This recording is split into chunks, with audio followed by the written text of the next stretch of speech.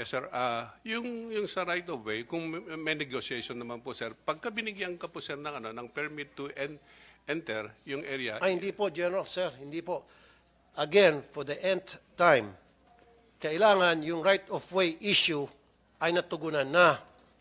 Kompleto ng mga papeles, nagpirmahan na kayo na yung may-ari ng lupa na dadaanan nitong dam ay pumayag na at nabayaran na, etc., etc., etc. Nang sa gayon, wala nang papalag kapag ginawa na yung proyekto, tuloy-tuloy smooth sailing, ika nga. In this case, hindi. Nag-implement kayo nang hindi pa tapos ang issue sa right of way. And this is a rampant problem, Mr. Chair. Marami sa mga proyekto ng NIA na inuumpisahan na agad nang hindi pa natatapos yung issue sa right of way, and then dumating yung time na may mga pumapalag, tulad ng sinabi mismo ni General Bisaya, then nahinto yung project, bayad na, nahinto, abandonado, nilalayasan na agad yung proyekto, nasa short chance dito ang taong bayan. Doon po ito po ang ating isa sa matatalakayin dito.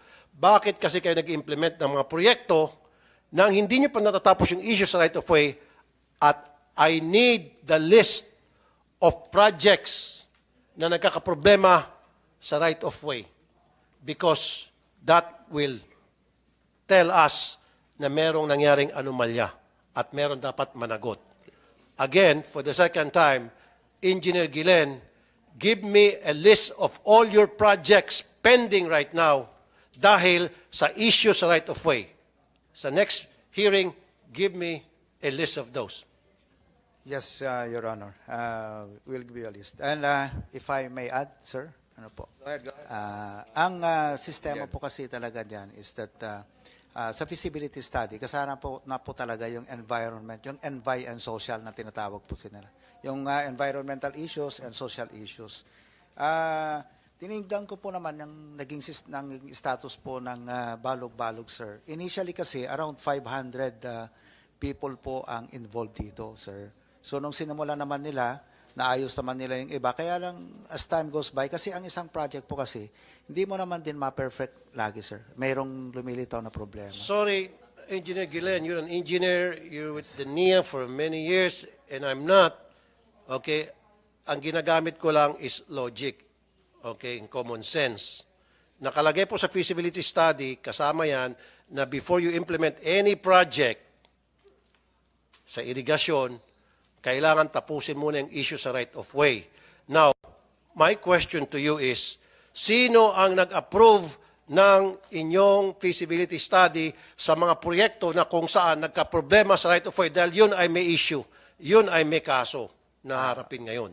Kung Yes, sino sir. man yung engineer na yun. Your Honor. Ang gusto ko lang Because po, right now, meron tayo, Mr. Chair, so far na discover ko, dose-dosena na nakapending because may issue sa right of way. And I want, kaya nga sabi kanina, mas maganda, manggaling sa kanila, Mr. Chair, mag-produce ng mga proyekto nakapending at na-stop dahil sa issue sa right of way. Dahil kung ganon, may problema yung kung sino man yung sa NIA na nag-approve ng feasibility study. Your Honor. Can you answer that? And then Yes, Senator sir. Tulfo is requesting for some documents also. Yes, sir. The fact po na nagkaroon ng memorandum of agreement ay nagkaroon po sila ng agreement. Kaya po naisimulan po nila yung project. Ang ipinapaliwanag ko lamang po, nung una po kasi is 500 lang po yung involved. Ngayon po ay nadagdagan yung mga 900 na po yata ngayon, sir. Yun po ang Ikaw muna, ipinapaliwanag so po. I'll have to cut you off. So nagsimula po You're sila because saying there was... dumami yung tao kasi nga, sa tagal na, 5 dekada na, nagkaanak na yon, nagkaapo na, dadami talaga yon. Tama po yun. Kaya ako naman po... nung Kaya ako- dumami po, Mr. Chair, dahil sa sobrang delay ng project. Kung tinapos sana nila yung project on time, yung target date, hindi sana dumami yung gustong makisawsaw. Kung totoo yung sinasabi niya, may nakisawsaw na sinasabi na kami rin, may-ari ng lupa niyan. Yes, Kasi ganito yan, Engineer Guillen, magtatayo ka ng project sa isang lugar, let's say 20 hectares. Okay? Sa 20 hectares yun, may masasagasaan ka. Lupa ni Juan, na sabihin natin 10 hectares. Pupunta ka kay Juan, clear na clear yun, from this date to that date, si Juan lang ang problema ninyo. Tama? So ngayon, pupunta nyo si Juan na may 10 hectares issue sa inyo. Titingnan nyo yung lupa ni Juan, titingnan yung titulo. Mag-agree kayo, magkaroon kayo ng agreement. Bibilhin nyo. Okay? Pumayag si Juan, nagkabayaran. Now, kapag on target kayo doon sa proyekto, wala kayong problema. Kasi nga, base sa inyong ginawa feasibility study, doon sa 20 hectares, 10 hectares doon kay Juan, at inyo na pong nasolve, wala na sanang issue. Yes, Mr. Senator. Gusto ko lang pong ipaliwanag. Sir, nung December lamang po ako sa NIA. Ang ginawa ko po, nung ako po umupo sa NIA, nakita ko na po kagad itong mga problema. So, by January, kinakausap ko na po yung mayor, si Okay, Mayor so Capitulo, naghugas kamay tsaka- po kayo. It's okay. Yes, So, at hindi niyo saka- po sakop to. Wait, So, tama ba yung sinasabi ko? Tama po, sir. Dapat po Was I bawat- making sense to you? Yes, sir. Okay, Yes, sir. good. Kasi ayokong lalabas akong parang tanga rito. Kasi meron kang sinasabi na ginagamitan mo ako ng kung ano ng mga technical terms na hindi ko abot at hindi abot ng tao masang Pilipino na nakikinig ngayon. So I was making sense, tama? So ulitin ko, give me a list for the last time. Pagdating sa susunod na hearing, listahan ng mga proyekto na na-stop dahil sa issue sa right of way at sino ang nag-approve ng feasibility study noon. Even kahit nasabihin natin before your term, I need the list of those and the name of those person kasi yun ay pwedeng kasuhan. Yes, sir. Going forward naman po ay, again, itong case ng Balog-Balog ay January pa lamang po, nakikipag-ugnayan na po ako sa mayor ng San Jose at saka sa governor po ng Tarlac at saka yung mga political leaders po nila. Kasi bilang dati po kasi akong mayor. Mayor ka rin dati. Yes, Kaya sir. kabisado mo yan. Alam ko po yung problema, sir. So, again, ay titignan ko po na yung mga susunod naming projects ay maiwasan po yung mga ganitong situation. Why talk to the mayors? Why not talk to the owners of the properties, owners of the land? Nakikipag-usap din po ako sa kanila, sir. Pati yung mga Why nagpunta not dito po. talk directly to the owners of the land? Ba't pupunta pa kayo sa LGU? Eh baka pasintabi sa mga mayor, baka si mayor papatong pa. Hindi naman, sir. No, this is reality. Come on. This is reality 101. Kasi, bakit kailangan nyo pang dumaan kay Mayor, samantalang si Mayor wala namang kinalaman doon sa proyekto ninyo, maliban na lang kung political accommodation itong ginagawa ninyo because request ni Mayor, kaya kayo ay pupunta doon, kahit na baluktot yung proyekto, pipilitin nyo alang-alang sa pagkikisama kay Mayor. I'm just making an example. Wala akong pinapatamaan dito. Now, kung ang inyong proyekto ay talagang galing sa inyo at gumawa kayo ng feasibility study na kailangan talaga magkaroon ng irigasyon dyan para makinabang yung mga farmers, then wala dapat ibang kayong kakausapin kung hindi yung owner ng lupa na masasagasaan ninyo dun sa proyekto na yon, dun sa sinasabi kong right of way. Diba? Kapag naayos na yung problema dun sa right of way, smooth sailing na nga kayo at you will be on target dun sa proyektong yon. Your Honor. So you don't need to talk to the mayors and the governors and the congressman and the barangay chairman. Ganito po kasi. Siguro pwede kayong kumuha sa permit kung kailangan. Yes, sir. Ganito po kasi yan, sir. Pero sabi mo kasi kanina, hindi natapos yung project kaya nakikiusap kayo sa Engineer mga mayor. Guillen, are you trying to respond to the query or trying to argue? I'm trying to explain. Go ahead, myself. go ahead. Your Honor, ganito po kasi yan. Again, kasi po yan, pagpapasok ko sa isang lugar, sa isang bahay, dapat kumatok ka din. So nagpapaalam po ako sa mga mayor doon. Yung barangay captain po, yung isa nagsalita po rito noon, nagpapaalam din po ako. Para naman po pag may problema ako doon, may makakatulong po sa atin. Mr. Chair, ang pinag-usapan kasi dito, yung balog-balog, sabi mo kasi, di ba, na-abandon na yon. So nakikiusap ka kay Mayor. Yan yung sa mga proyekto na gagawin nyo pa lang. Of course, I agree with you. Bago ka gumawa ng proyekto, kahit saang lugar, kakatok ka nga, pasintabi ang tawag doon sa mga taga-LGU because territory nila yon at kukuha ka ng mga corresponding permits. Tama? Pero doon sa mga proyekto na nagawa nyo na at nabubulok na, bakit ka pa pupunta kay Mayor? Kasi pinag-usapan natin balog-balog phase 2. Tama? Tama po, Oh, sir. why do you have to go to the Mayor para tapusin yung proyekto? Of course, again, ang reason po dyan ay kung may makakatulong po na mag-solve ng problema natin. Kasi Which is sila to po talk to the landowner. Yes, sir. Meron naman pong Hindi, sandali lang. Di ba yung sa phase 2, nakakuha na kayo ng corresponding permits. Kaya nga naumpisahan nyo eh. Hindi nyo maumpisahan yun kung hindi nyo ginawa yung mga narapat. Hindi nyo ginawa, kung hindi kayo nakipag-usap sa mga taga-LGU. Kaya nga naumpisahan yung construction. Hindi nyo nga lang tinapos. Now, hindi nyo tinapos, sabi niya, hindi natapos dahil issue doon sa mga pumapalag. At sabi ni General Bisaya, ang pumapalag ay yung mga landowners kasi may issue sa right of way. Bakit nyo kailangan kausapin si Mayor? What I'm trying to tell you is, go directly to the owners ng lupa. Ngayon, kung kailangan nyo si Mayor, siguro dahil isang political figure or considered as father figure sa lugar na yon, pwede siguro himas-himasin yung landowner. Is that what you're trying to Your tell me? Honor, hindi kasi yung landowner ang issue po dito. Ang issue po natin dito, nagkahanap po tayo ng amenable ang community at ng amenable yung community na lilipatan. Eh siyempre, kabisado po ng mga local So ibig sabihin, abandonahin mo na yung balog-balog phase 2, No, sir. lilipat ka. Hindi kasi pinag-usapan natin last time, wait a minute sir. Pinag-usapan natin last time, sabi mo, yung abandonadong phase 2, tatapusin yon by 2027. You said that. Pwede natin i-replay ulit yung pinag-usapan dito, recorded yon. Tatapusin, basta't magbuhos ulit ng ilang bilyong piso. Matatapos by 2027. Sabi ko nga, good, right? So ngayon, sabi mo, kakausapin mo yung mga taga-LGU para mapagpatuloy yung proyekto na naabandona. Yun sinabi nyo eh. Yes, sir. Ang issue kasi dito, sir, ay yung lilipatan po ng mga community kasi hindi ho sila nagkakasundo sa lilipatan. Kaya ho kami nagpapatuloy. Administrator, dapat with the permission of Senator Tulfo, kasama rin yung mga NCIP sa mga ganitong usapan.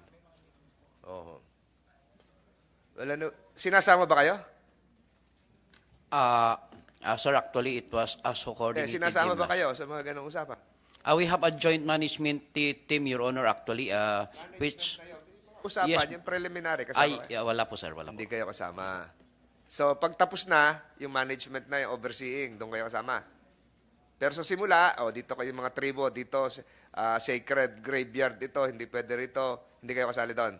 Kasama kami naman po doon sa insofar sa mga IPs po nakatutubo. But sa mga usapan po sa mga LGU or whatsoever, hindi po kami kasama, Your Honor. Ayun. Siguro sa LGU administrator, isama rin sila. Kasi under din ng mayor yung mga katutubo. Di ba ho?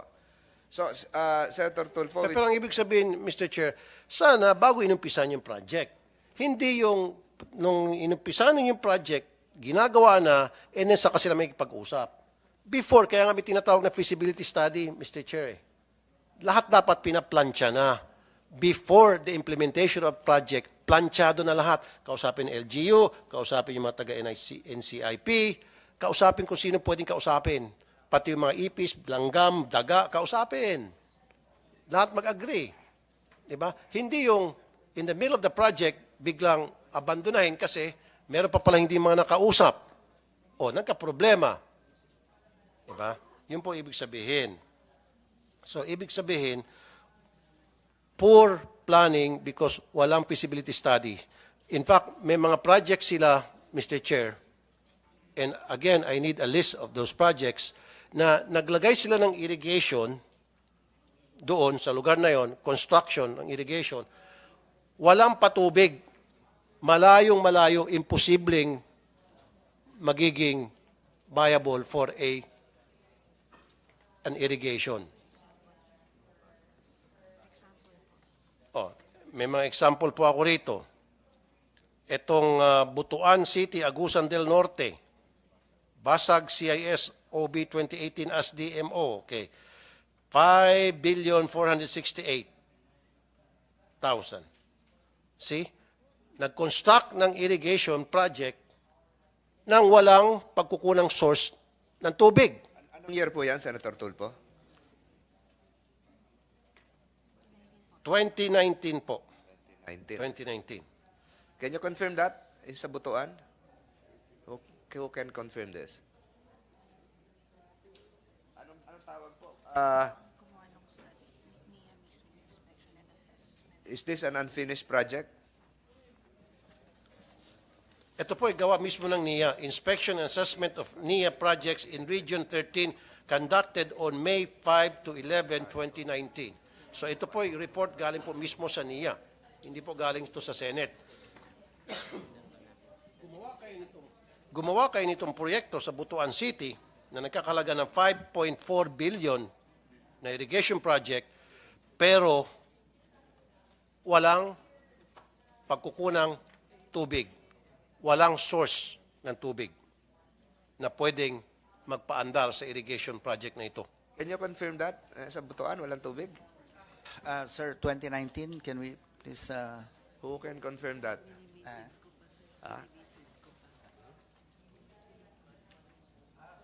I-check po namin, sir. Kasi 29.